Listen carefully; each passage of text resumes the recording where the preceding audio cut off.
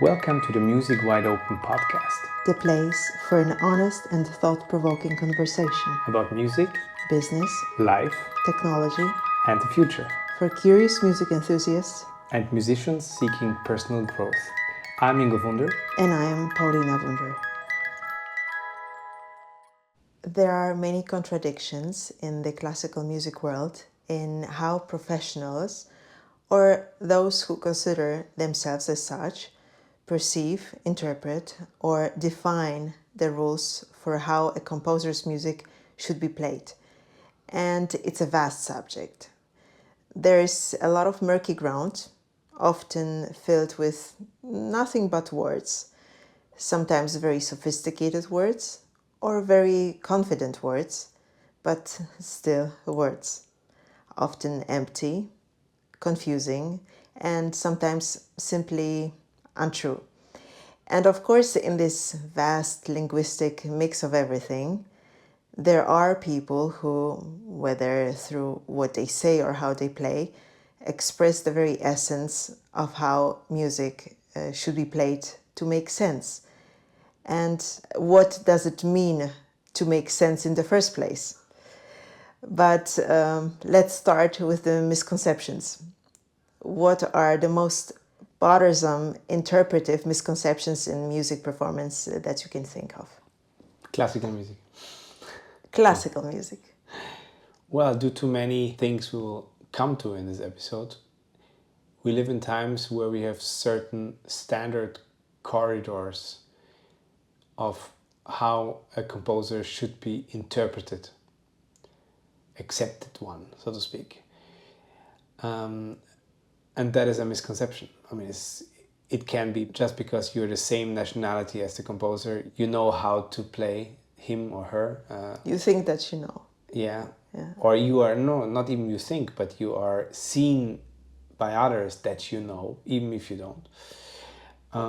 Or because you studied in that country where a composer lived. Sometimes that's already enough for somebody to think that he knows how to play him or her.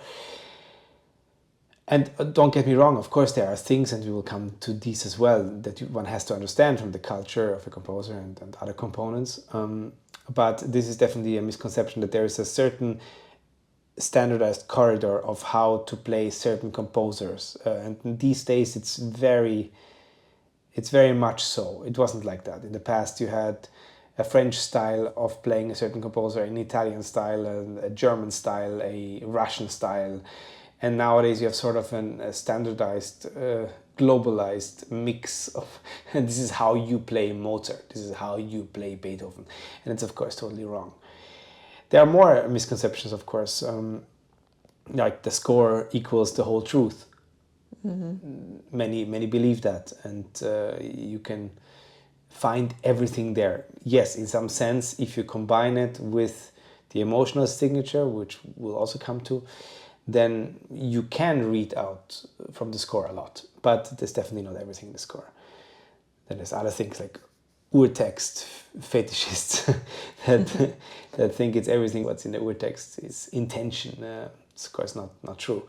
And one of the most important things that I think many people think that emotion talk is sort of unscientific. Like that it's, you have only certain scientific truths that are taught in universities, and that's it. And you mix them together and you know how to play. It's of course not true, because performance psychology shows that performers communicate emotion, obviously. Even such studies show that they do.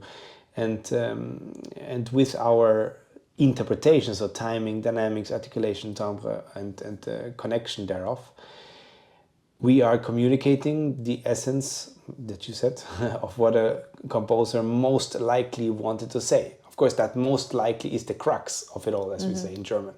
I mean, this is what we have to guess, educatedly guess. And there are others as well, like historically informed performance, like the period instruments and stuff. There are people who think that that's the only true, authentic way, versus modern performance is inherently fake or wrong because it wasn't what the composer wrote it on.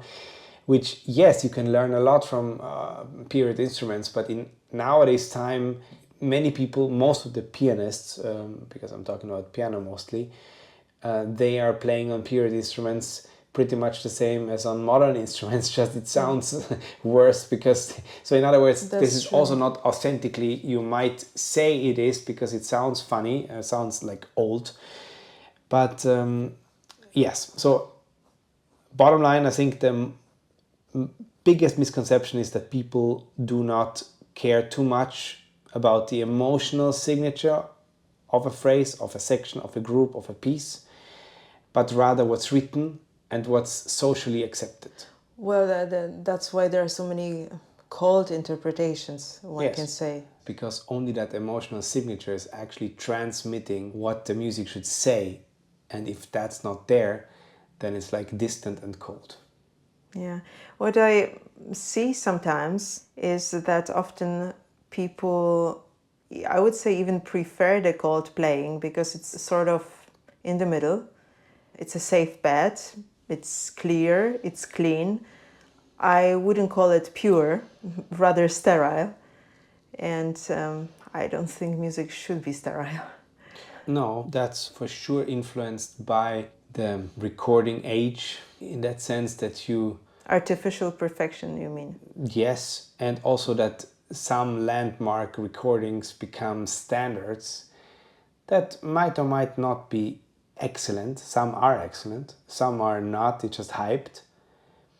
Yeah. Still becomes mainstream, and then people try to recreate that all over again. Yeah. Artists and the listeners are so used to that everything diverging from that gold standard, which isn't the gold standard, but it's considered gold standard, is not accepted so much. Yeah. We will maybe go back to that later, but now let's talk about what's important and what's not important.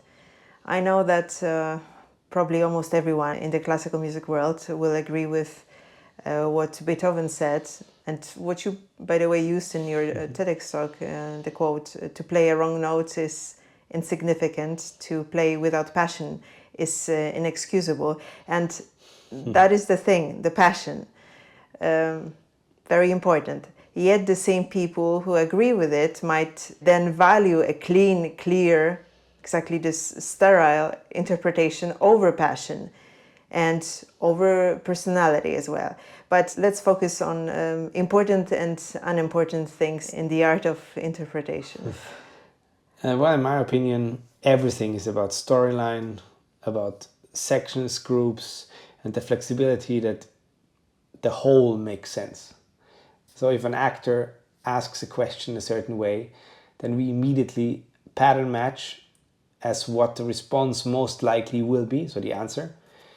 And in order for it to stay interesting, the answer has to correspond to the question, but be surprising enough for us to notice in a favorable way. And of course, there can be multiple of such questions and answers in a phrase, and in groups, in sections. And these systems together have again to correspond to each other and to make the whole storyline fit again.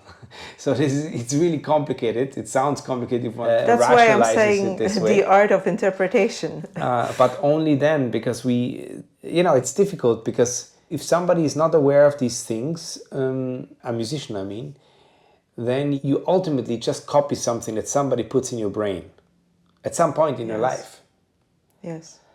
And once you open the can of worms and think about these things, then the whole story begins. But this is really difficult. And in these days, very few people have the time even to do that, to be honest. To find something very new that really makes sense. Because new is not if you make one bar different, or you know what I mean, or something that did you hear he whatever played that so quick, or this part or whatever, or something. Okay, there are differences of that kind, but this is not the difference of the essence of music. And to make their difference in these days, very hard. But most of the things, it's not impossible. There are some, but really minority. Another thing is if that's wanted, if people even think about it. Yeah. So if it's predictable, it's wrong. It has to be surprising, yes. And I can imagine now... but not too surprising, because you need yeah, to... of course, yeah, yes. it needs to vary, because also in the variants, the surprise is there, even if it's not always a surprise, you see. Of course, no, this is important. But I can imagine now that some people might think, okay, I know the score, I know this piece, there is no surprise for me anyway, I know it. But obviously, that's not the kind of surprise that matters. Well, yeah, that's not the surprise I mean, of course. The surprise I mean are the triggers. As I said, if... I just said that, by the way, for those ones who might not really understand this surprise factor. That's true. The primary question is always, what is the phrase or the section or the group, but let's stick to the phrase, meant to do to a human being? Like effect, character, tension release, then what character, irony, tenderness, fear, whatever. It's human emotions you play. And human emotions that the composer had in mind when he thought that. It's only this. Of course, it's difficult to translate that. You know, human emotions, it's difficult to put in words, easier to put in music if you're talent of a Mozart or Chopin, but very hard to decipher in order to play it the way it was meant to be. And the second layer is, of course, the musical syntax. Like you have, of course, rules, you have meters, you have punctuations, articulation, other things, phrase logic, etc. And of course, this has to be also okay. And then the third layer is parameters such as tempo dynamics, timing, flexibility, pedaling, tone color, and stuff. So you have a lot of things that you have to put together. These are general things, but yeah, but these are the mechanical things. But these are the tools in order to make what I said before with storyline. That is one thing, and the proportions. Yes. Proportions is one of the most important things in order to make it, as I said earlier, that one group fits to the next one and one phrase fits to the next one. If you overdo something, it's like with, something can be a remedy or a poison, depending on how much you take of a certain substance. That's right. And there are, of course, some controversial players, musicians, whose understanding of music is extreme. And in some cases, it makes sense, and let's put it this way, it breathes new life into the piece. And in other cases, it destroys it.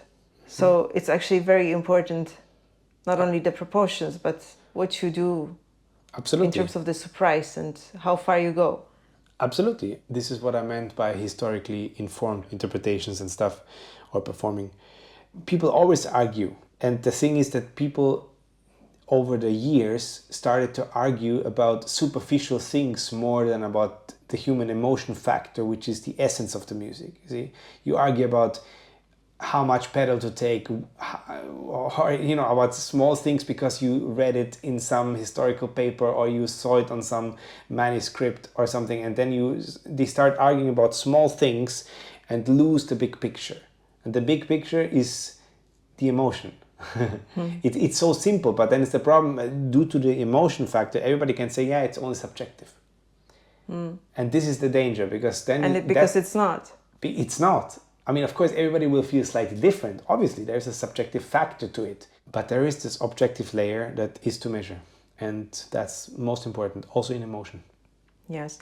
Some musicians, quite a lot of them, they actually avoid, let's say, the extreme ways of expressing themselves musically.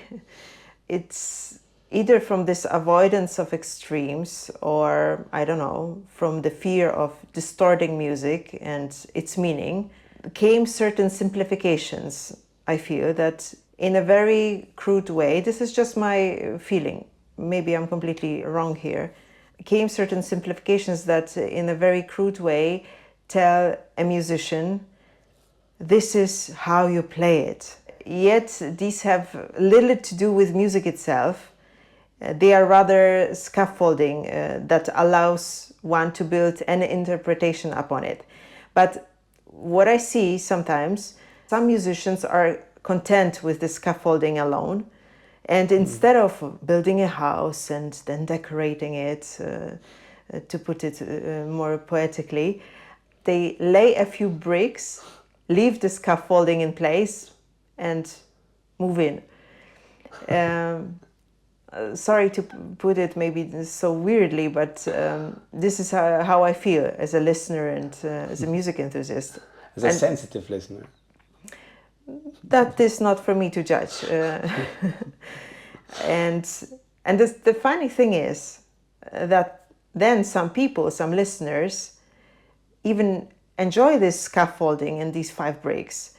And in a sense, as I sometimes think about it, it reflects our times.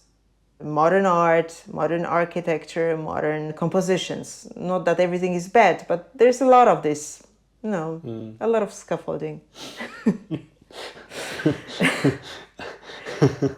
A lot of white buildings with nothing on it. Yeah, or just pure concrete. Shape. I mean, absolutely. I mean, this is partly what I meant by this corridor, this socially accepted corridor. And the question is, of course, why it became socially accepted. Here, my gut feeling tells me that it's, of course, connected to the fact that the old music that we play in classical music mostly is now treated as a museum. And it was living only 120, 130 years ago still, because it was very fresh. You had that kind of music that came fresh out of the oven, so to speak. And you could play with it still. Yes. And we still have even proof with the old recordings how that felt. And it was a completely different world. And even with the fantastically bad recording quality, it was already so good. But here again, people try to rationalize and analyze everything. So some people even say, yes, if they would have modern recording quality now, it would not be so good because you would hear all the mistakes they do and stuff. I disagree. Because you still hear mistakes despite the recording quality, and you can imagine how that was live.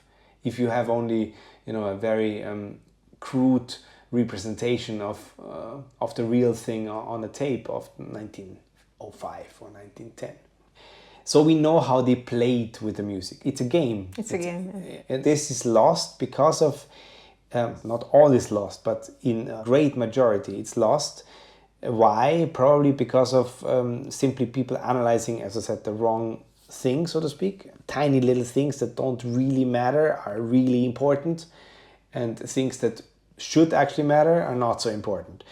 And that's, of course, amplified with the institutional scaling, conservatories, worldwide network as well. Worldwide network, but also with the decades of basically passing on the same sort of corridors, globalized corridors, and this is passed on to the next. So, and it loses quality on each iteration. And then, of course, competitions where the same kind of teaching personalities are in the juries.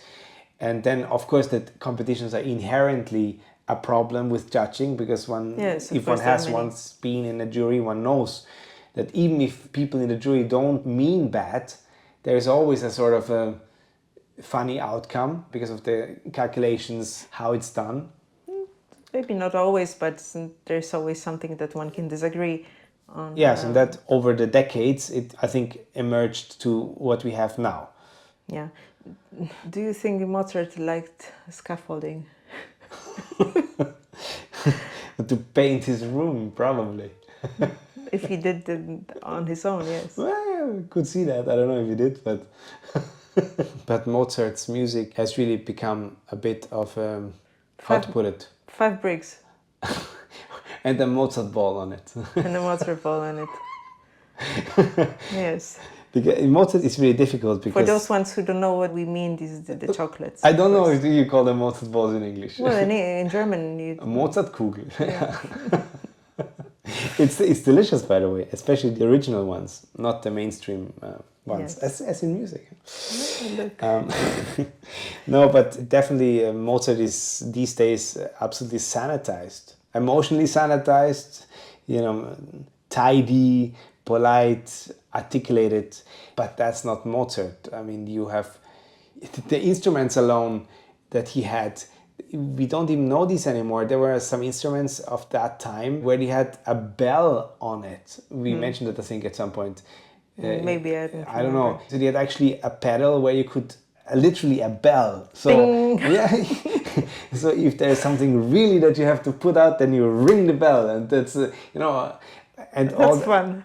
That's why I say, I mean, I just know music must, okay, there were some traditions in whatever these aristocratic circles and in kings and whatever, which might have been stiff, yes, but I don't think... But he wasn't stiff. He wasn't, but I doubt the music itself in these times was stiff, because people didn't change so much genetically. Similar things made them laugh, probably. And on top of that, he is having his own humor, character and personality. I mean, his music isn't stiff by default. So Mozart, in my mind, is definitely theatrical. It has to be an actor on stage, fooling around or being charming or making fun, and also being sometimes very much serious and sad and romantic. But then you have letters that state, lick my ass. And how you put that in music. Yeah, and a lot of that as well. So. But this is exactly what's missing nowadays in classical music. There is very little humor. You mean musicians have little humor? Also the stage. Music. Ah, okay. The music Modern itself. music or... No, classical music played these days. There's very little actually humor in the music. For example, the old pianists, when I listen to them, they regularly make me chuckle. They make me laugh, because that's really funny. Again, with the surprises and with the proportions they work with, that's the result. And I doubt with Mozart's character that he didn't have that. He had lots of jokes in the music. And if you are not laughing when you hear the music, then there's something wrong. Yes. Yeah, how about the other composers?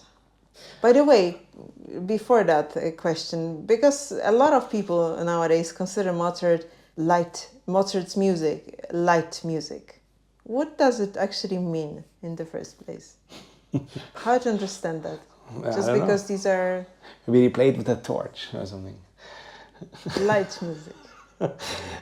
Yes. No, but I think this is because I might be wrong on that, because I haven't really thought about that, to be honest. But I think light music comes from the fact that when you're playing an instrument on a very amateur level, there are some Mozart pieces that you can play much earlier than a Chopin piece or a minor piece. Exactly, if you compose some pieces at 5 or so. Yeah, so normal people, so to speak, can this or the other way play the notes. It will not be music, but it will be played. So I think that's why, or that's at least one factor why it's light music. And then, of course, because it's overused so much in advertisements, Kleine Nachtmusik or whatever, or G minor symphony. This is everywhere in our Western world. Yeah. And it's overplayed. And it's most of the time so terribly played. So maybe that's why it's almost pop culture already. That's true.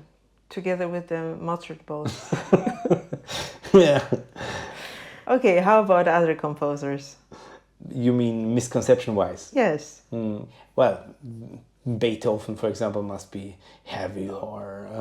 very serious. Yeah, serious. And probably more serious than Mozart. Well, yeah, he was definitely more of a landslide as a character. I mean, he could overwhelm you with his... I think he was a Sagittarius like me, so... And a shooter. A shooter. But definitely to the point, that's correct. But that's not a misconception, I mean, this is true. But I think also that a misconception in Beethoven is that they play him way too classically, on average. I think there's so much romanticism, but also freedom in his music, which is, by the way, also corroborated by... not only Czerny, but also the first biographer, Alexander Wheelock Thayer, who actually wrote about an autograph that doesn't exist anymore, but where he wrote that just from the first bar... You mean Beethoven? Beethoven. Just from the first bars, the tempo, he wrote is to be used and then not anymore. And that is the same that we hear from Czerny, that he started with one tempo and then a couple of bars in the piece he was in a completely different. So that suggests that he was quite free when he played. And if you then look at the Beethoven sonatas or anything by Beethoven really, there's so much emotion again that you need to be free. You need to not play it classically very controlled, correct and sterile. I think that's a misconception there. Then there are smaller ones like pedal markings. There one has to go to the original instruments. Like, of course, it's well known by now that Beethoven really wanted sometimes really the pedal through, like completely, like for pages sometimes, pedal open to have all the overtones together and stuff. But there one has to again think what he might have heard. I mean, when he still heard. When he still heard. On his instruments, and to what extent he composed already beyond his instrument, because many people say that he heard it in his brain, but then he's closer to the modern vision anyway. Yes. The other thing is, of course, what sometimes listeners forget, that those ones that write music or write anything, they are creators, so they experiment, because if you're a creator, you experiment. Beethoven is on the record doing that because he was in touch with piano makers themselves in order to change the piano a certain way, or he wanted always the newest models in order to have some new effects and stuff. That's well known. That's not a misconception. That's actually true and good and true if you apply it again, because one has to be, again, not sterile and not in one corridor, but one actually has to think out of the box, emotional essence, and then take risks in order to get that point like Beethoven most likely wanted. And sometimes it's extreme. It's extreme what he wants. Alone now, I'm practicing Appassionato. It's amazing, this piece. This is so famous, but every time you think about... You know it so well because you played for so many years. But every time you look at it, I think like, yeah, that's it.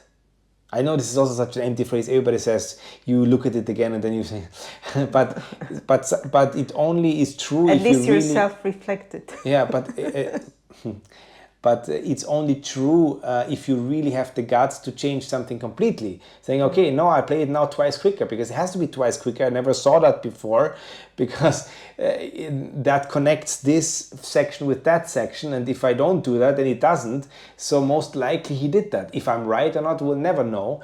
But the emotional essence makes sense this way. And given his character, shooter, such things are definitely in the music. And if I don't hear them in the majority of Beethoven interpretations, then there's something wrong. And that's why the corridor. And Chopin? Well, I think it definitely has to do with rubato. The misconception. Yes, because what I hear most of the time lately is a generalized time wobble. and it's not it's not serving anything, because again, this rubato is not just waiting in front of some 3 notes and then not waiting after that. It's to calibrate the tempo for each section the way that, again, what I said before, storyline, section groups, etc., that this makes sense. And this is difficult to do, and it takes a lot of planning, trying, loads of freedom, because sometimes you don't know, what to do, and if you don't know what to do, it works the best if you straitjacket it before and if you have thought about it. This first misconception is, of course, within the Chopin circle already, so within those people that care deeply about Chopin. The misconception outside the Chopinists is that Chopin is whiny and sad. Yeah, that's and that true. It's overly romantic, and that it actually shouldn't be even played because it's not. It's girlish and so on. Yeah, it is terrible. Kind of, and of course, the sadness that is in Chopin as well, much more than other, is a very noble one and an elegant kind for me. So that makes him also completely different to other composers. But for that, one has to understand the Polish soul, probably.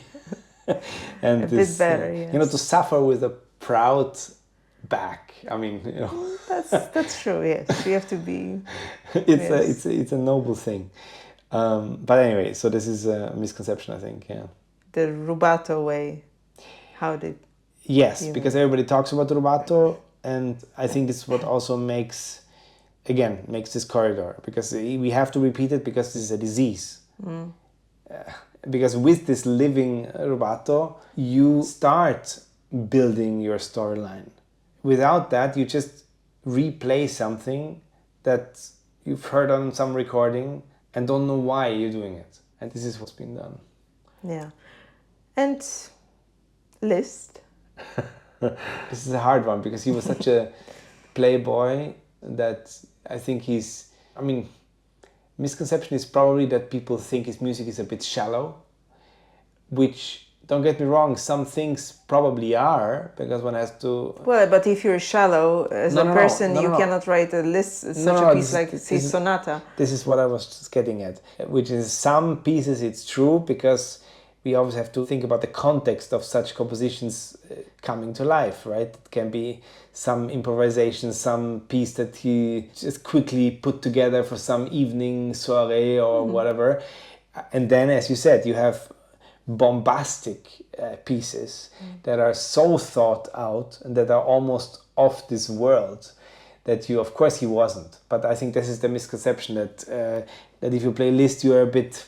the shallow technician that the quick that shallow just plays, technician. But unfortunately, many, again, corridor performances of these days play into that misconception, because even a bombastic piece like the Liszt Sonata can get incredibly stupid if you just play it technically and play it without the actual thing, without the storyline, without the drama, without the characters, without the theater.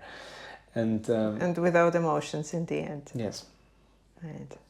Yeah, this whole thing reminds me of a certain phenomenon. I had to check the name, if there's any sophisticated name, and this name is not so sophisticated, but it's called interlaced image splitting.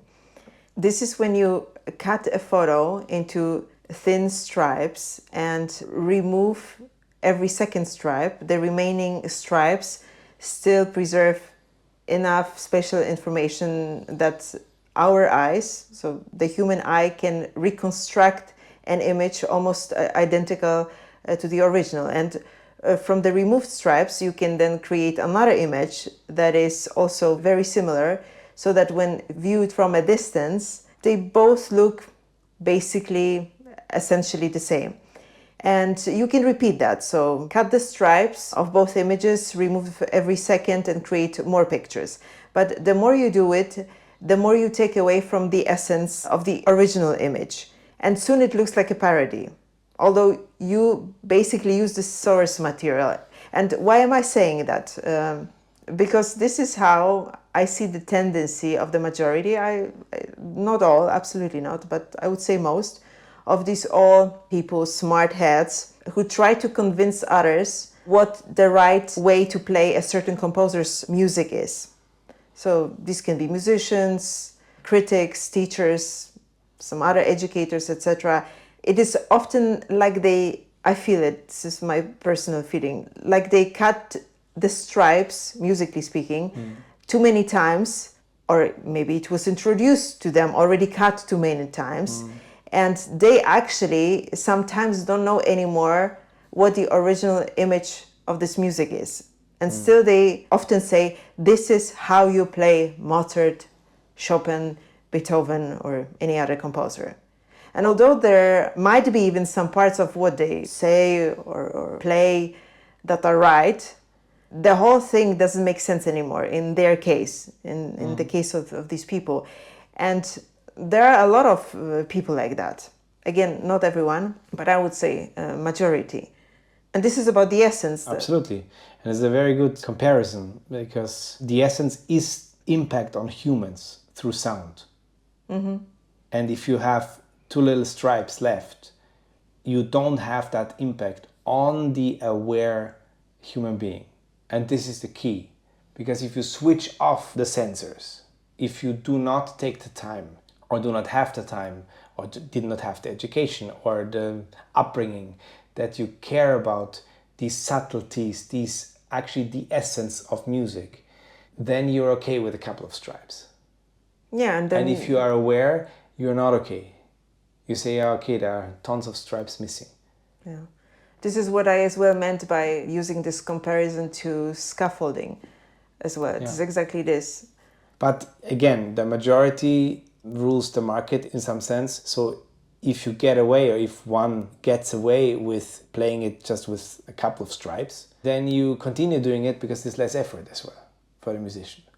Because the less stripes you play, to keep this thing, the less you have to think, the more you can deliver without mistake,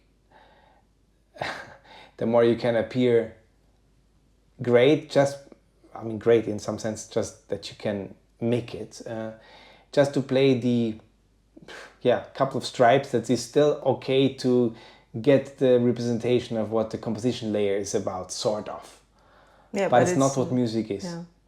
Now, because you see, I don't want to sound cynical, but of course, for the sake of the conversation, I have to provoke and I have to challenge and make sometimes these kind of comparisons among all these people who have so many opinions about how to play this or that music, what's good and what's not good. We've touched on that in previous episodes.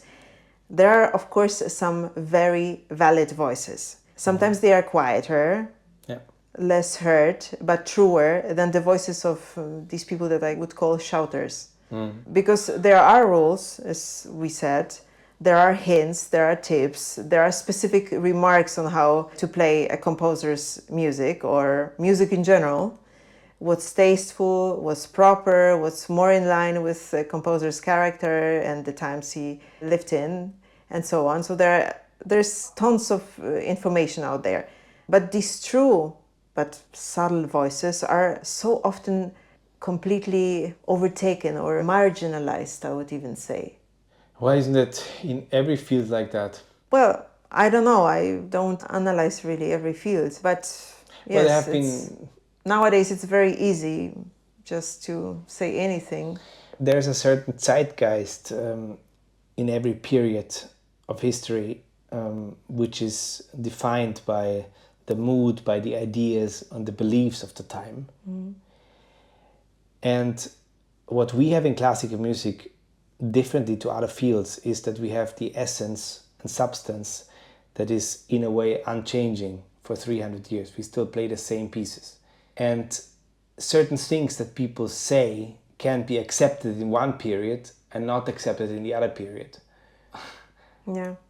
And especially in the times that we are now, where we have to ask deep questions, not only because our life is just very good. I mean, the living standard in the West is so good that we don't have to really worry about anything. Plus the AI age that is coming, where we really have to think about what is creation and all the things that we have already talked about. What is human, what is machine. What is human, exactly. So in such time, classical music can be a very good radar or measurement tool for such zeitgeist.